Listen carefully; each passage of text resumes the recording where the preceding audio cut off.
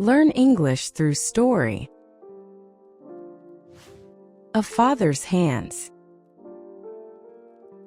Liam sat on the porch, watching his father mend an old wooden chair. His father's hands were rough, covered in scars and calluses from years of hard work. Liam always wondered why his father's hands looked so different from his own smooth, unmarked ones. "Dad," Liam asked, "why are your hands so rough?" His father chuckled, pausing to wipe sweat from his brow. "These hands have built a lot of things, son." He pointed to the fence. "I built that when you were born, so you'd have a safe place to play." Then he gestured toward the roof. "Fixed that when a storm came, so you wouldn't wake up cold at night." Liam looked at his father's hands in a new light. They weren't just rough. They were strong, protective, and full of love. That night, when Liam went to bed, he held his father's hand and whispered, "One day, I want hands like yours." The Unfinished Scarf. Every winter, Grandma knitted scarves for the family. She made a red one for Dad, a blue one for Mom, a green one for her little granddaughter Lily. But one year, when Lily visited, she noticed something unusual: a scarf on the chair, half finished, with the knitting needles still stuck in the soft yarn. "Grandma, whose scarf is this?" Lily asked. Grandma smiled softly. "That was for your mother, when she was your age. I started it, but life got busy, and I never finished." Lily touched the unfinished scarf. "Can we finish it together?" Grandma's eyes twinkled. "I'd love that." Over the next few weeks, they worked on it together, Grandma guiding, Lily learning. When it was finally done, Lily wrapped it around her mother's shoulders. Mom's eyes filled with tears. "It's beautiful," she whispered, hugging them both. And so, a scarf meant to be forgotten became a new thread, connecting 3 generations. The Jar of Memories. For as long as Noah could remember, there was always a glass jar on the kitchen counter. It wasn't for cookies or candy. Inside were tiny folded pieces of paper. One day, curiosity got the best of him. "Mom, what's in the jar?" His mother smiled. "Memories, Noah. Every time something special happens, we write it down and keep it here." Noah carefully pulled out a note. It read, "Noah took his first steps today." He wobbled, then smiled the biggest smile. He laughed. "That was me." His mother nodded. "We've been saving these moments since before you could read them." That night, as Noah lay in bed, he thought about all the small, beautiful moments that made up his life. The next morning, he wrote a note himself. "Mom made the best pancakes today. I love her so much." He folded it up and dropped it into the jar. The Old Bicycle. Ethan stared at the rusted bicycle in the garage. It had belonged to his grandfather, and now, years later, sat forgotten, its wheels deflated, its once bright red paint peeling. "Why don't we just throw it away, Grandpa?" Ethan asked one afternoon. Grandpa chuckled, patting the bicycle's worn leather seat. "Oh, Ethan, this bike has been through a lot with me." He leaned against the garage wall, eyes twinkling with memories. "This was the bike I rode to school every day when I was your age. It was the bike I used to rush home to see your grandmother when we were young. And later, it was how I taught your father to ride. Every scratch, every dent, it holds a story." Ethan ran his fingers over the handlebars, suddenly seeing the bike differently. Can we fix it? Grandpa smiled. That's exactly what I was hoping you'd ask. For the next few weeks, they worked together, cleaning, replacing old parts, and repainting the frame. By the time they were done, the bicycle shone like new, but more than that, it became something special between them. Project, a bond, a bridge between generations. When Ethan finally took it for a ride, Grandpa watched proudly. The old bicycle had a new life, and so did their relationship. Mama's Song. Sophia had always known her mother loved to sing.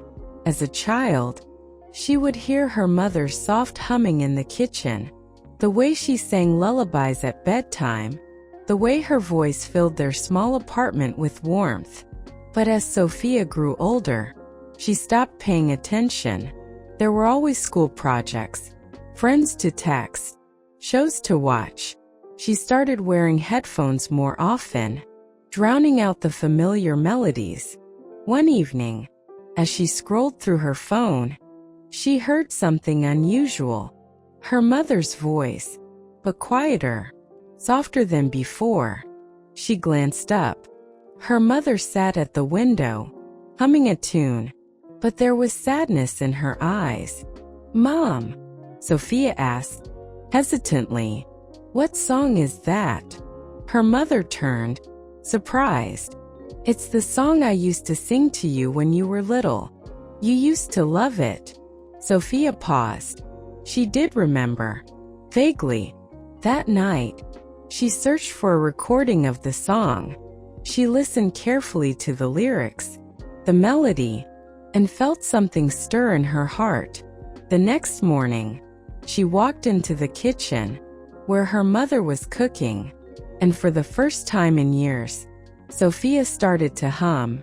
Her mother turned, eyes wide with surprise, then slowly smiled. The song, which had once been a lullaby for a little girl, became something new, a quiet reminder that love, even if forgotten for a while, is always waiting to be heard again. The Shoebox Letters.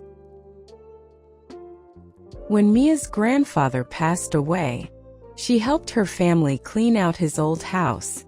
Most of his belongings were ordinary: books, clothes, a worn-out chair he loved. But in the back of his closet, Mia found something unexpected: a small dusty shoebox filled with letters. She opened one. The handwriting was shaky but familiar. "My dearest Anna, today was the first day I saw you. You smiled at me across the bookstore, and I knew, without a doubt, I would love you forever." Mia gasped. These were love letters. As she read through them, she realized they weren't just any letters. They were letters her grandfather had written to her grandmother, Anna, every year, on their anniversary. Some were long, detailing the struggles they faced. Some were short, just a few lines about how much he loved her. But there was one thing all the letters had in common. Her grandfather never gave them to her grandmother. Mia ran to her mother, holding up the shoebox. "Mom, did Grandma ever read these?" Her mother looked at the letters, her eyes filling with tears. "No, I don't think she knew." Mia's grandmother was still alive, though frail and quiet. That evening, Mia sat beside her, carefully reading the letters aloud. First, her grandmother just listened, but soon, she began to smile. "I always knew he loved me," she whispered, "but I never knew he wrote it down." For the first time in years, Anna laughed softly, wiping away tears of joy. Mia realized something then.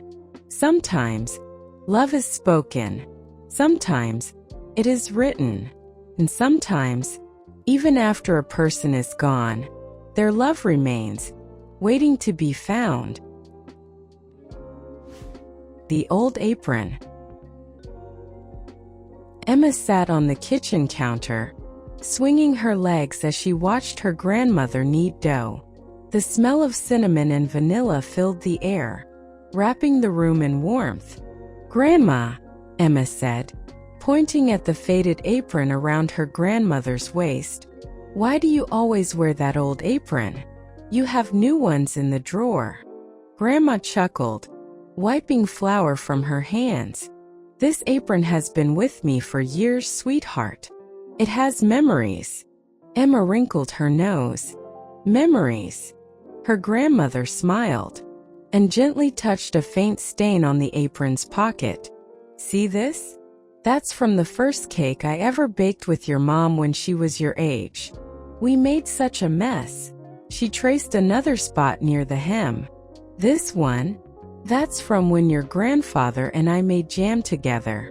He was terrible at measuring, and we ended up with sticky jam everywhere." Emma leaned in, fascinated. "And this," Grandma continued, touching a tiny tear near the strap, "happened when you were 2 years old. You grabbed onto my apron as you took your first steps." Emma's eyes widened. "I did that." Her grandmother nodded. "This apron isn't just fabric. It holds years of laughter, love, and little moments we often forget." That evening, as they baked cookies together, Emma reached into the drawer and pulled out a new apron. Then she hesitated. Instead, she grabbed Grandma's old, worn-out apron and tied it around her own waist. "Now," Emma said with a smile, "we can add some more memories." The paper airplane. Oliver's grandfather had always loved making paper airplanes. When Oliver was little, they would sit on the porch, folding sheets of paper and tossing them into the wind. But now, Oliver was older. He had outgrown silly paper airplanes. He had school, friends, video games. One afternoon, as Oliver sat glued to his phone, his grandfather placed a folded airplane beside him. "Want to go outside?" he asked. Oliver barely looked up. "Not now, Grandpa." His grandfather sighed and left the room. A few weeks later, Grandpa fell ill. The house felt quieter without him.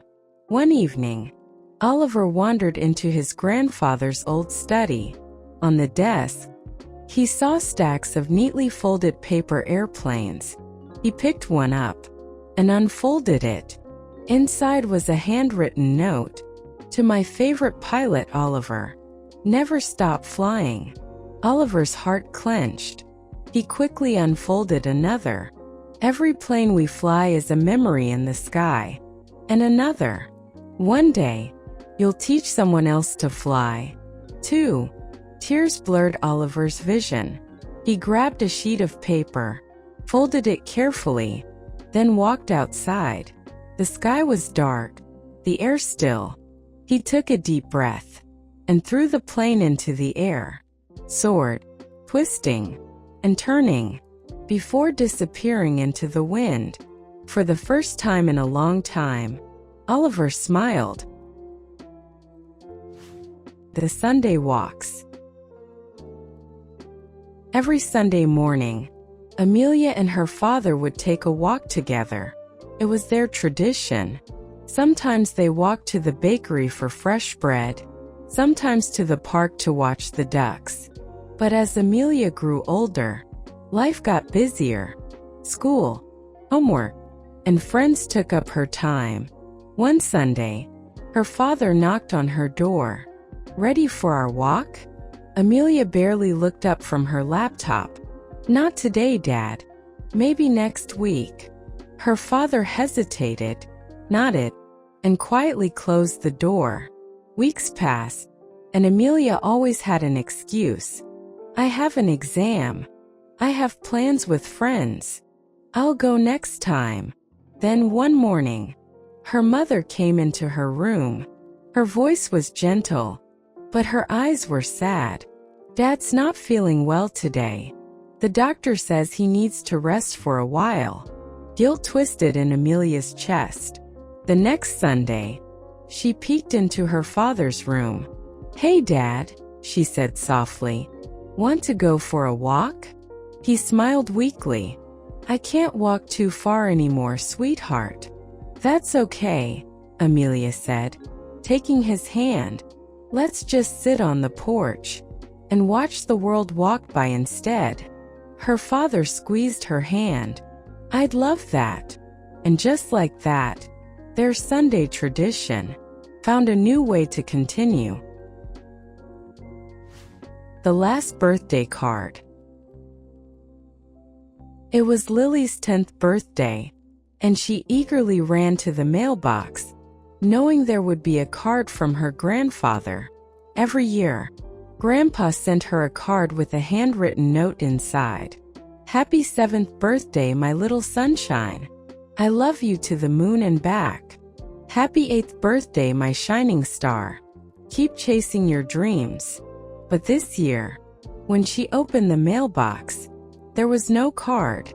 Confused, she ran to her mother. "Mom, did Grandpa forget?"